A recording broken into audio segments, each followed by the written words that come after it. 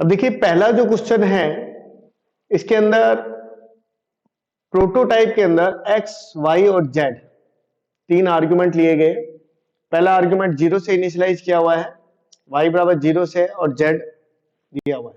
अगर आप initialisation start करते हैं तो पहले राइट टू लेफ्ट इनिशियलाइजेशन करना जरूरी होता है। आपने फंक्शन में वैल्यू कितनी पास कराई है 10, ये पहले आर्गुमेंट के लिए जाएगी ना कि z के लिए जाएगी। तो इसका जो आंसर जो हो जाएगा वो क्या हो जाएगा, कंपाइलर एरर हो जाएगा। इसी तरीके से नेक्स्ट जो क्वेश्चन है ये पूछ रहा है कि निम्न में से कौन सा फंक्शन ओवरलोड की अनुमति नहीं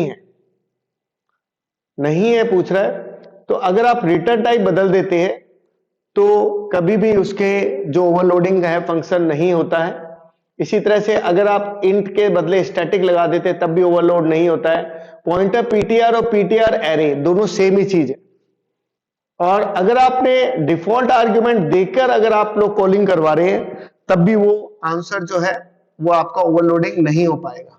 तो इसका रिजल्ट जो हो जाएगा ऑल ऑफ द अबव, मतलब चारों के चारों जो है वो ओवरलोड नहीं हो सकते। उसके बाद ये प्रोग्राम का आउटपुट आपको बताना है। इसके अंदर देखिए आपने क्या किया कि 5 को आपने पास कराया है। अभी 2 मिनट पहले मैंने आपको बताया था पहला आर्ग्यूमेंट यहां असाइन होता है, पहले से स्टार्ट होता है इस साइड से लेफ्ट टू राइट, और ऊपर जो असाइनमेंट है वो दोनों ही आपने कर रखे हैं। तो यहां से ये क्या उठा लेगा 0। तो पहले वाले के लिए 5 ले लेगा, दूसरे वाले के लिए क्या ले लेगा 0 ले लेगा, और 5 और 0 को जब ये जोड़ेगा तो इसका रिजल्ट क्या आ जाएगा 5 आ जाएगा। तो इसका आंसर जो हो जाएगा वो क्या हो जाएगा 5। अब ये कह रहा है कि यूजर द्वारा डिफॉल्ट पैरामीटर कहां रखा जाता है। मैंने अभी आपको बताया कि डिफॉल्ट असाइनमेंट अगर आप कर रहे हो तो मोस्ट से स्टार्ट करेंगे। यूजर द्वारा डिफॉल्ट दोनों वैल्यू दिए जाने पर कौन सी वैल्यू लेगा। अगर आप यूजर भी दे रहे हैं डिफॉल्ट भी दे रहे हैं तो पता होना चाहिए कि अगर आपने यूजर ने वैल्यू दी है तो उसकी वैल्यू को प्रायोरिटी देगा। उसके बाद नेक्स्ट जो चीज है, यदि हम अपने फंक्शन कॉल डिफॉल्ट आर्ग्यूमेंट के शुरू करते हैं तो प्रोसीडिंग आर्ग्यूमेंट क्या होंगे। तो इसका मतलब ये क्या पूछ रहा है, इसका मतलब ये कह रहा है कि क्या यूजर के आर्ग्यूमेंट होंगे, क्या एम्प्टी आर्ग्यूमेंट होंगे, या डिफॉल्ट आर्ग्यूमेंट होंगे। मतलब अगर आप आर्ग्यूमेंट नहीं देते हैं तो वो कौन से आर्ग्यूमेंट लेगा, डिफॉल्ट आर्ग्यूमेंट लेगा फंक्शन कॉल वाले।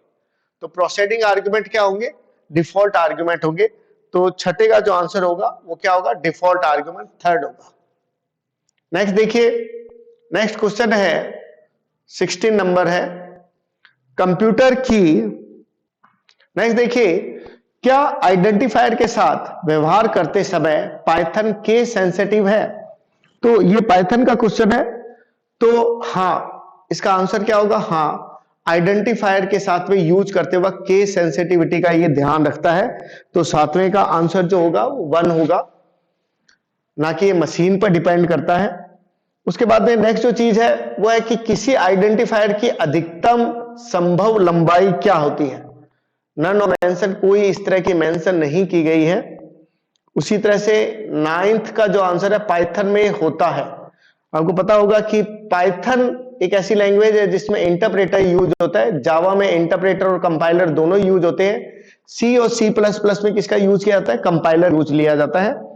इसी तरह से पाइथन लैंग्वेज की खोज किसने की थी, तो पाइथन की लैंग्वेज गुडो वॉन रोसम, मैंने उसमें नोट्स में भी इस चीज को शामिल किया हुआ है। और उसके बाद में नेक्स्ट है, निम्न में से कौन सा पाइथन का सही एक्सटेंशन है। तो आपको पता है कि पाइथन का एक्सटेंशन क्या है, .py एक्सटेंशन है। 12 नंबर जो है, उसके बाद पाइथन लैंग्वेज में क्लास के अंदर की विधि क्या होती है। क्लास के अंदर क्या लिखे जाते हैं, पता ही है आपको, अंदर क्लास के अंदर क्या लिखे जाते हैं, फंक्शन लिखे जाते हैं। उसके बाद निम्न में से का डिक्लेरेशन गलत है। आपने जो इसको जो स्टार्ट जो किया है अंडरस्कोर से स्टार्ट किया है, कोई दिक्कत नहीं है। आइडेंटिफायर का नाम अंडरस्कोर से स्टार्ट हो सकता है। इसने डबल अंडरस्कोर लगाए हैं तो भी कोई फर्क नहीं पड़ेगा। अंडरस्कोर शुरुआत में लगाए चाहे अंडरस्कोर बाद में लगाए, इनमें से कोई फर्क नहीं पड़ता। ये पाइथन में विशेषता है। उसके बाद में नेक्स्ट जो चीज है 14 नंबर, इसने कहा लोकल वेरिएबल के नाम की शुरुआत, लोकल वेरिएबल के नाम की शुरुआत डिस्करेज किए गए अंडरस्कोर से क्यों होती है। इसका कारण क्या है? जैसे अभी मैंने आपको बताया वेरिएबल पहचान कर ले, इंटरप्रेटर भ्रमित कर सकता है। ये एक तरह से ये क्या होते हैं, ये एक तरह से क्लास के निजी वेरिएबल होते हैं, इनबिल्ट वेरिएबल भी होते हैं, सिस्टम वेरिएबल भी होते हैं। जब हम अंडरस्कोर से स्टार्ट होते हैं, यही सी लैंग्वेज में रूल रहता है। नहीं, मुझे कौन सा कथन पाइथन लैंग्वेज में वेरिएबल के नामों के लिए सही है?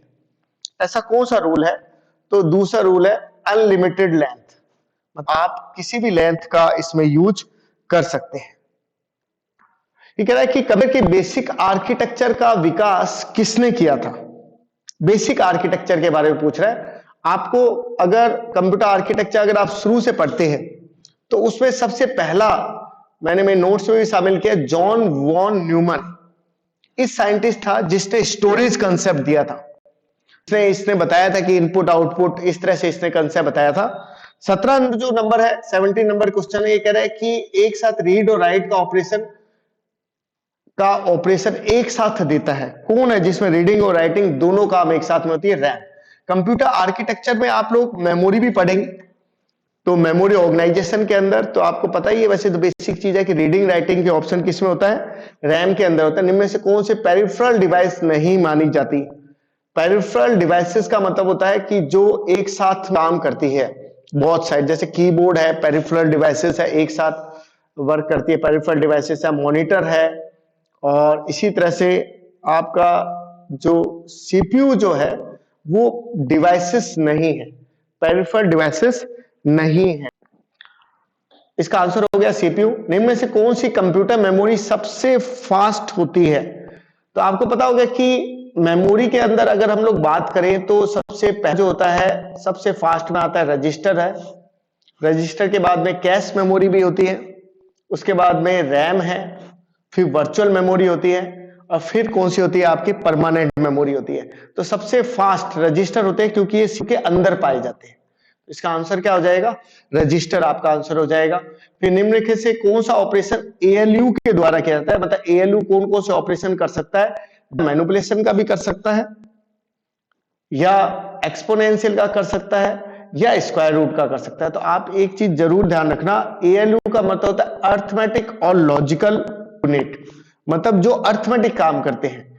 तो अर्थमेटिक जो काम जो कर रहे हैं, तो इसका मतलब इसके अंदर एक्सपोनेंशियल भी एक अर्थमेटिक काम हुआ, डेटा में बदलाव करना भी एक अर्थमेटिक काम हुआ। तो इसका आंसर क्या हो गया आपका? All of the above.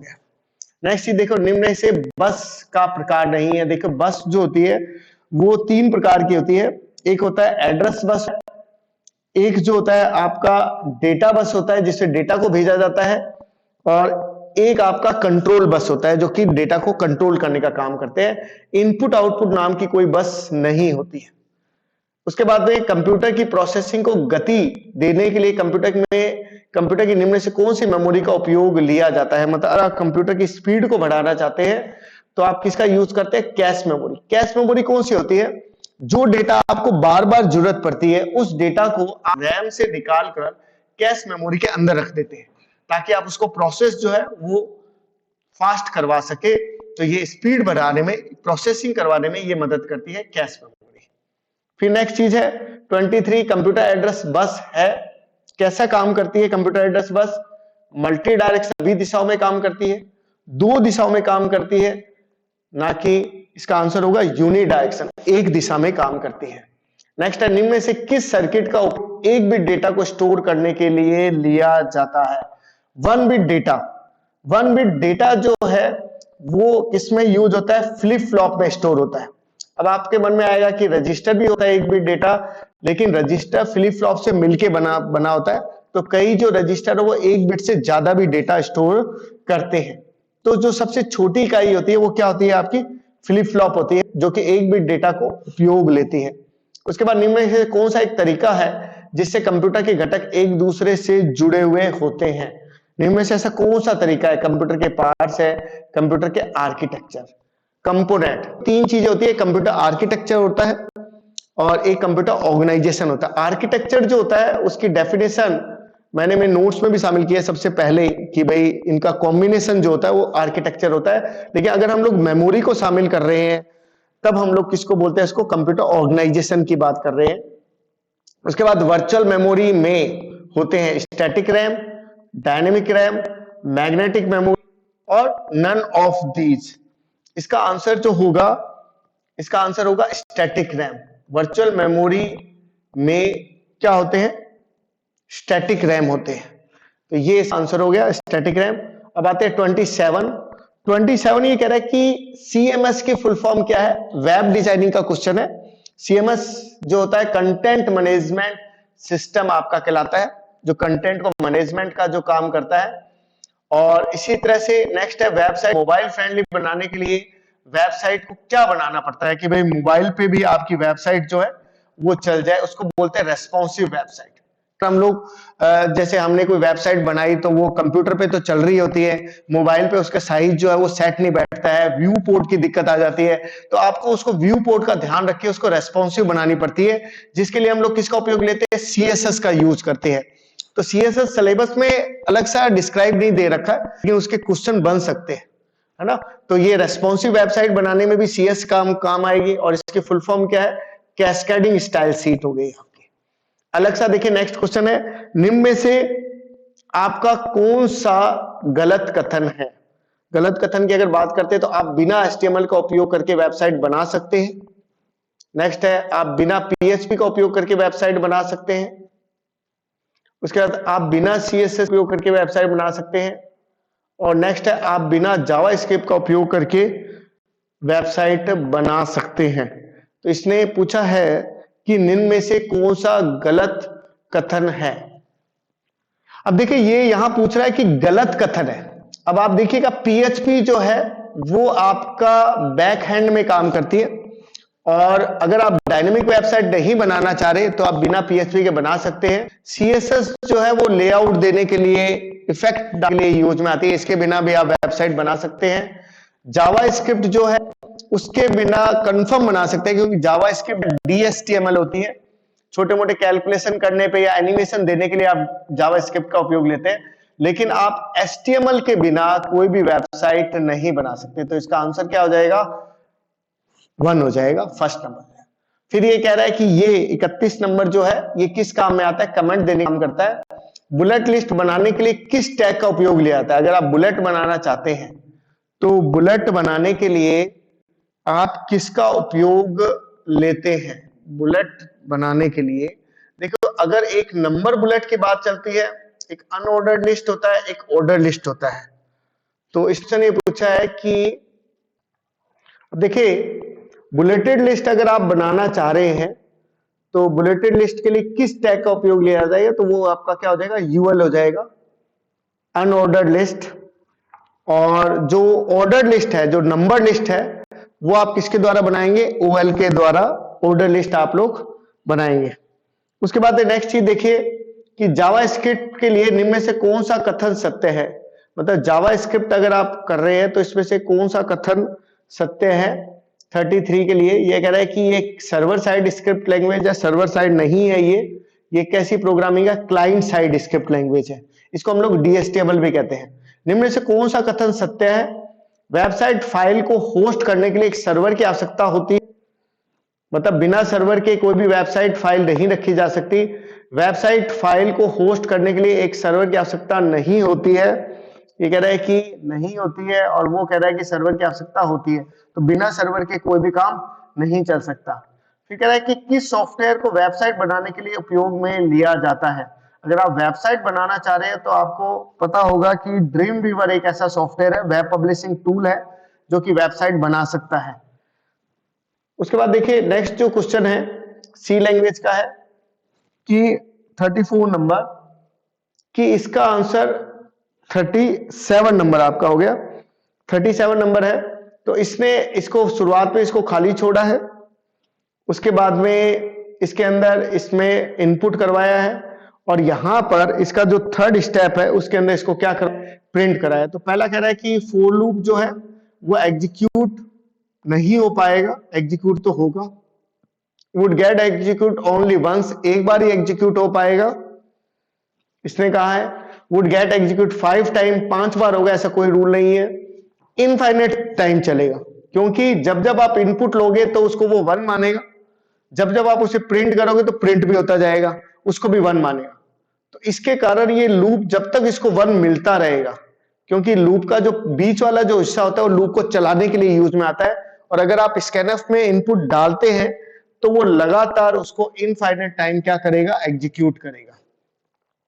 उसके बाद नेक्स्ट जो चीज है 38 नंबर अगर हम लोग बात करते हैं, तो आपने एक्सटर्न लिखा है, एक्सटर्न इंट आई की वैल्यू क्या ले लिया आपने, 20 ले ली, और 20 ले ली, और फिर आपने इसका पूछा है कि printf %d/n साइज ऑफ आई की जो वैल्यू जो है वो इसने पूछा है कि इसका साइज क्या होगा। तो साइज जो है वो उसको प्रिंट करा रहा है, आई को आपने डिफाइन नहीं करा है, तो इसके कारण इसमें क्या आ जाएगी, एरर आ जाएगी, क्योंकि आई जो है वो डिफाइन नहीं किया हुआ है। उसके बाद में नेक्स्ट जो चीज है, नेक्स्ट जो क्वेश्चन है 39 नंबर, इसमें आपने एक्सटर्न लिखा है, एक्सटर्न इंट ए, और बाहर ए बराबर 20 लिखा है। तो एक्सटर्न का यही यूज होता है कि नीचे से वैल्यू जो है ऊपर की तरफ क्या कर लेता है, एक्सेस कर लेता है। इसका मतलब इसका जो वैल्यू है वो नीचे से ऊपर एक्सेस हो जाएगी, स्टोरेज क्लासेस से मैंने बताया था। तो इसका आंसर क्या आएगा, 20 आएगा। नेक्स्ट जो है 40 नंबर में क्या हो रहा है, एक्सटर्न इंट फन आपने लिया है, प्रोटोटाइप के अंदर आपने फंक्शन का एक प्रोटोटाइप डिक्लेयर किया है, इसका स्टोरेज क्लास आपने एक्सटर्न ली है। फन फंक्शन में आपने 3.14 को पास कराया है, 3.14 आपका यहां से यहां पास हुआ है आपके किसके अंदर, आपके ए नाम के वेरिएबल में आपने पास कराया, और उसको नीचे की तरफ आपने उसको क्या किया है, डिक्लेयर किया है। अब आप उसको क्या कर रहे हो, उसको रिटर्न भी करा रहे हो। तो इसमें एक मिस्टेक तो आपकी यही हो गई कि आप इसको वेरिएबल को इसके नीचे डिक्लेयर करा रहे हो। दूसरी बात ये होगी कि आप इसको एक्सटर्न टाइप का यहां डिक्लेयर कर रहे हो। तो ये इसका जो आंसर जो आएगा वो क्या आएगा, एरर आपका इसका आंसर आ जाएगा आपका 40 नंबर आंसर का। उसके बाद में है नेक्स्ट, अगर हम लोग डिस्कस करते हैं, नेक्स्ट है स्ट्रक्चर का क्वेश्चन है 41 नंबर। 41 में अगर हम लोग बात करते हैं तो इसके अंदर आपने क्या किया है कि टाइगर नाम का एक वैल्यू असाइन किया है, किसके लिए असाइन हो जाएगी, नेम के लिए असाइन हो जाएगी। फिर आपने e.age और e.salary दो चीज प्रिंट करा रहे हैं, जबकि आपने उसके लिए वैल्यू जो है वो आपने उसके लिए असाइन नहीं करी है। स्ट्रक्चर में एक विशेषता होती है कि वो जो वैल्यू जो भी असाइन करता है वो बाय डिफॉल्ट गार्बेज नहीं उठाता। तो इसका जो आंसर जो है आपके 41 का जो आंसर जो है वो आपका हो जाएगा 0 और 0.000। अदरवाइज क्या है, सी लैंग्वेज में वो क्या उठा लेता है, गार्बेज वैल्यू उठा लेता है। नेक्स्ट जो चीज है वो है डीसीएल। डीसीएल की फुल फॉर्म क्या होती है, आपको पता ही है कि डेटा कंट्रोल लैंग्वेज कहलाती है डीसीएल ए। उसके बाद DBMS query language is design to, DBMS की जो क्वेरी लैंग्वेज है वो किस चीज के लिए डिजाइन की गई है, इंग्लिश लाइक कमांड के लिए भी करी गई है, कॉम्प्लेक्स एप्लीकेशन सॉफ्टवेयर जो है उसको डेवलप करने के लिए भी की गई है, और इसके अलावा जो स्ट्रक्चर है उसको डिफाइन करने के लिए भी इसको डिफाइन किया गया। तो ऑल ऑफ द दीज इसका हो जाएगा डी। फिर 44 which of the following is relation algebra. Relation algebra क्या है, सेलेक्ट भी रिलेशन एल्जेब्रा है, यूनियन भी है, रीनेम भी है। तो ये सारे क्या है, रिलेशन एल्जेब्रा है। तो आपका आंसर क्या हो जाएगा, 44 का क्या हो जाएगा, डी आपका आंसर हो जाएगा। Which of the following is not a outer join. Outer join कौन सी नहीं है, आपके लेफ्ट आउटर जॉइन भी होती है, राइट भी होती है, फुल होती है। तो left outer join, right outer join, सारी की सारी क्या है, आउटर जॉइन है। तो आपका 45 का आंसर क्या हो जाएगा, डी हो जाएगा। Who propose the relation algebra, relation model किसने प्रपोज किया था। 46 आपको पता है कि ईएफ कोड जो साइंटिस्ट था उसने कोड के 12 रूल दिए और इसी ने ही रिलेशन मॉडल दिया था। उसके बाद में नेक्स्ट जो चीज है 47 की अगर हम लोग बात करते हैं, रिलेशन क्या है, 2 डायमेंशन टेबल है। यस, 3 डायमेंशन नहीं होती है, रो और कॉलम में डिवाइड होती है, तो हम उसको क्या बोलते हैं, 2 डायमेंशन टेबल कहते हैं।